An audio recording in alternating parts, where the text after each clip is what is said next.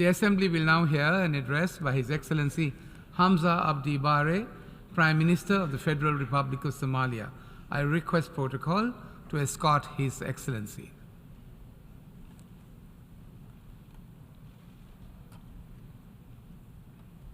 I have great pleasure in welcoming His Excellency Hamza Abdi Barre, Prime Minister of the Federal Republic of Somalia, and invite him to address the Assembly. Bismillah ar-Rahman ar-Rahim.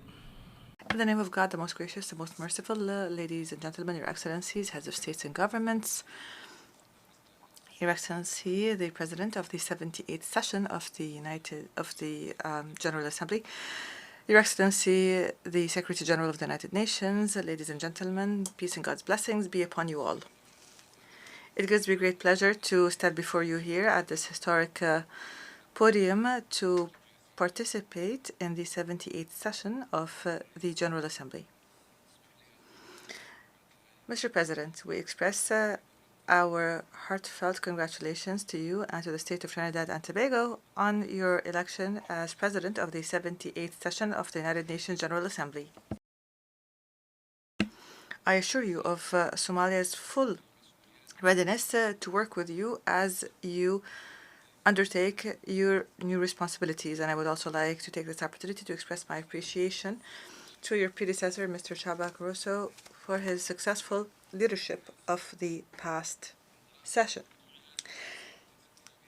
Mr. President, the theme of this session, which is rebuilding trust and reigniting global solidarity, accelerating action on the 2030 Agenda and its sustainable development goals.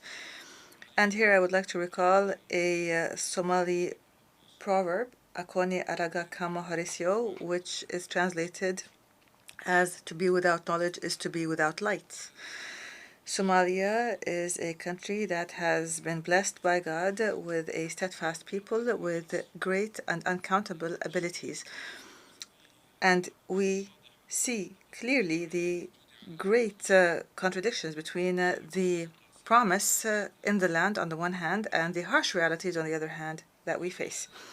Therefore, I stand before you today here to bear witness to the dire consequences of inaction, because I realize what this inaction means to ordinary, innocent people when the sustainable goals of development remain unachieved. And while we are at the midpoint in the implementation of the SDGs, we must be able to renew and accelerate our actions as the time for complacency has passed. Future generations are looking to us as leaders and as states and as establishments to enhance efforts so that we would arrive at innovative solutions to our problems and our crises, and to create effective partnerships to transform promises to policies and to transform commitments to tangible measures. We must honor our moral responsibility not to leave anyone behind. And this is the best way to ensure that everyone lives in peace and prosperity and development and progress sustainably. Mr. President, the COVID-19 pandemic has exposed the fragility of our interconnected world, but it has also showed the power of solidarity and cooperation during difficult times.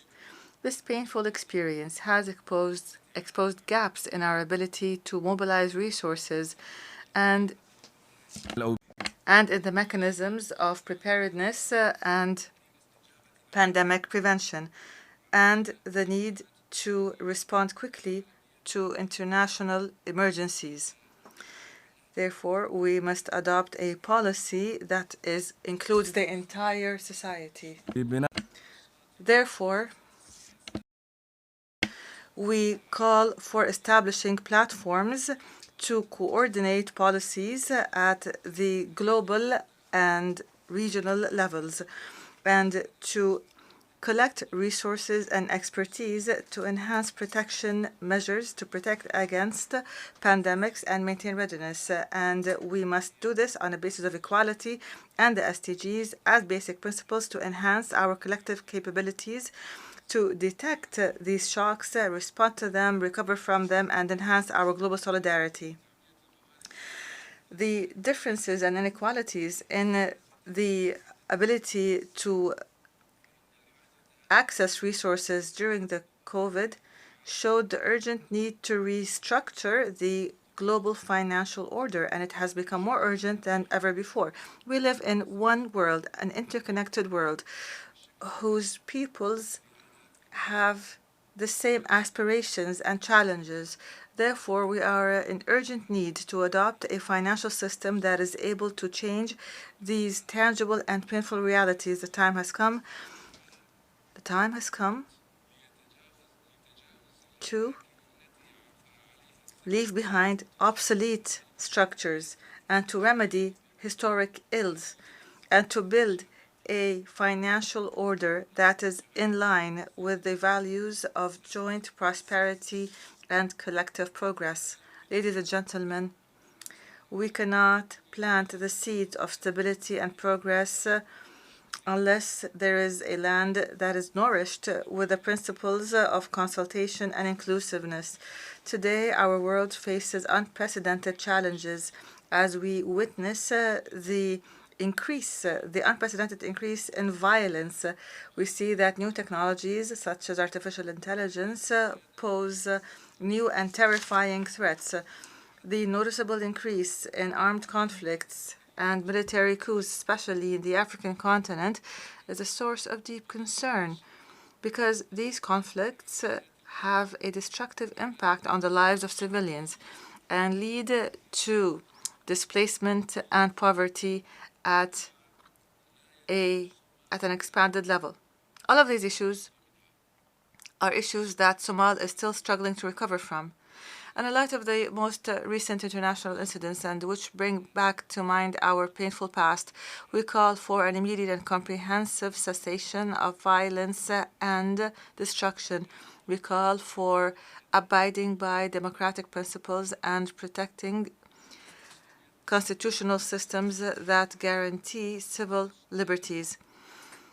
Mr. President, in an era that is witnessing an increase in hatred and violence, Somalia remains guided by the principles of noble Islam, and it remains as an advocate and a firm advocate for the principles of tolerance between the different faiths and enhancing mutual understanding. We clearly and unequivocally condemn the racial discrimination and oppression that is targeting Muslim communities in many areas of the world. We believe deeply that we cannot achieve harmony in the world except through diversity and through eliminating bigotry. The cause of Palestine that remains intractable continues to be a source of shame to us all, and we assert to you and we confirm that Somalia will continue to defend the inalienable rights of the Palestinian people to self-determination, and we reiterate our call for the two-state solution that is just and that respects the 1967 borders. Our solidarity with Palestine is true testament to our belief in justice and democracy and the defense of human rights. Somalia welcomes the new agenda for peace proposed by the Secretary General of the United Nations, Antonio Guterres, because it reminds us that conflicts are as a result of not dealing with the problems of inequality. And we completely agree with the need to make every effort to remedy the root causes of conflict through a comprehensive development, through dialogue, and through the protection of human rights.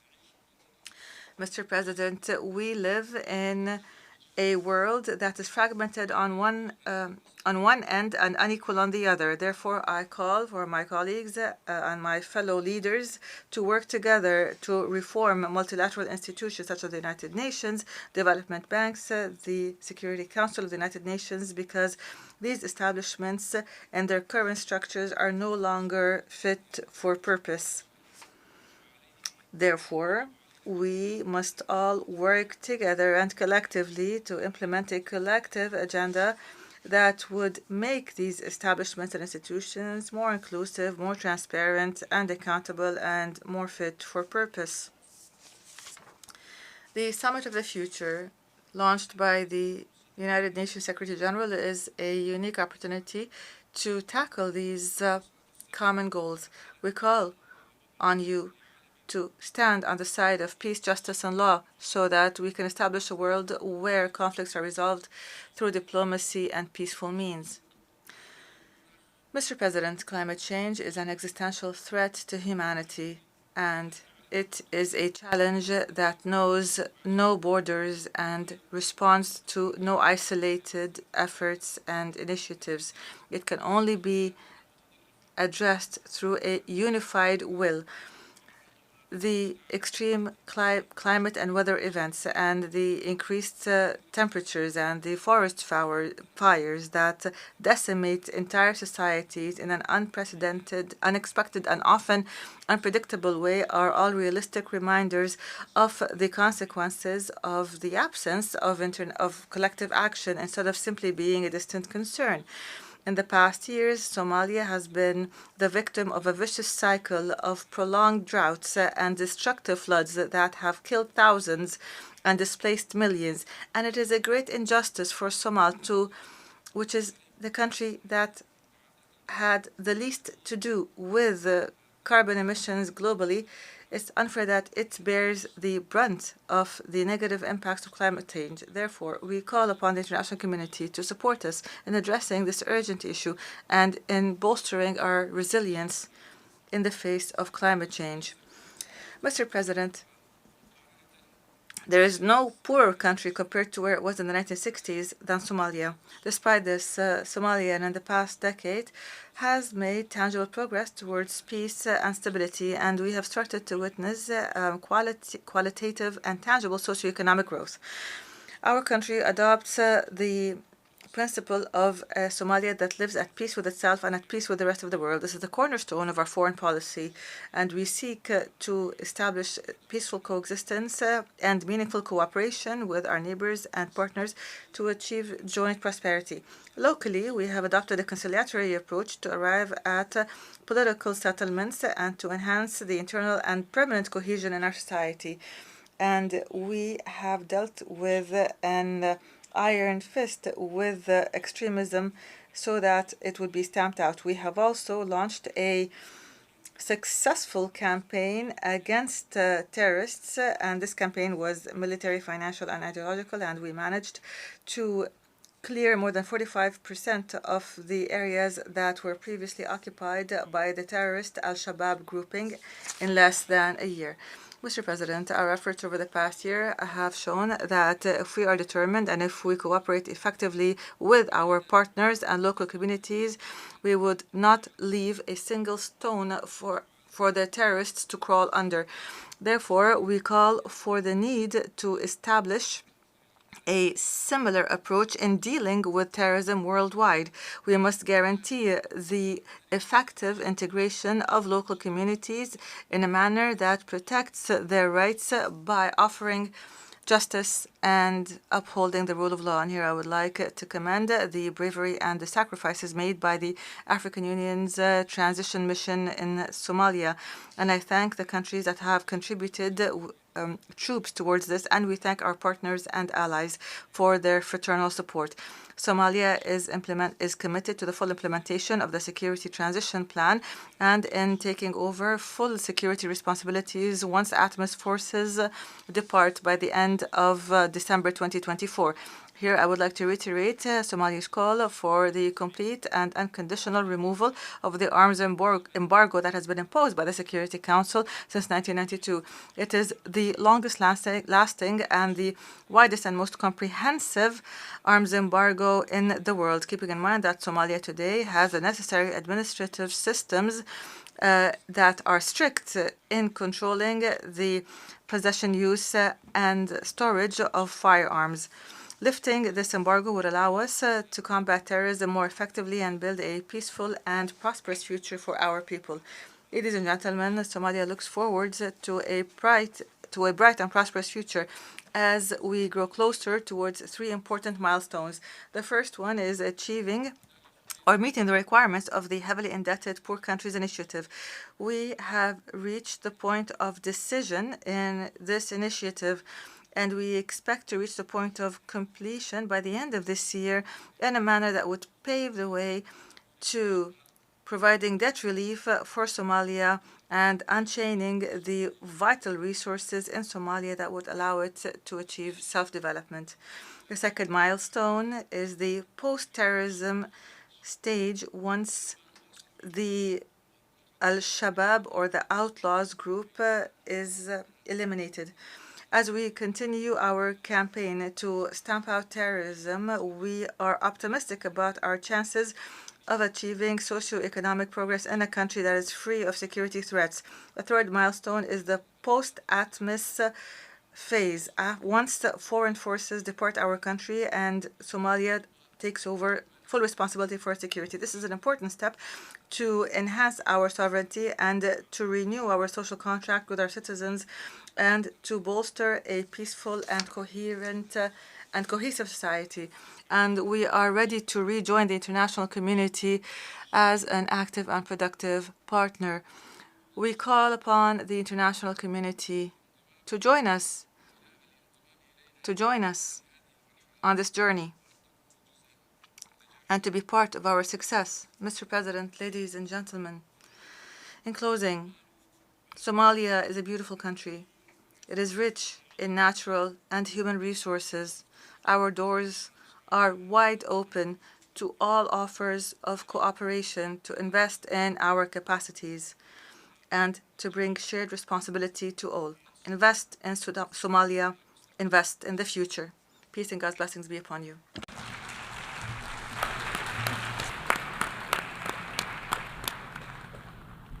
On behalf of the Assembly, I wish to thank the Prime Minister of the Federal Republic of Somalia for the statement just made, and I request protocol to escort His Excellency.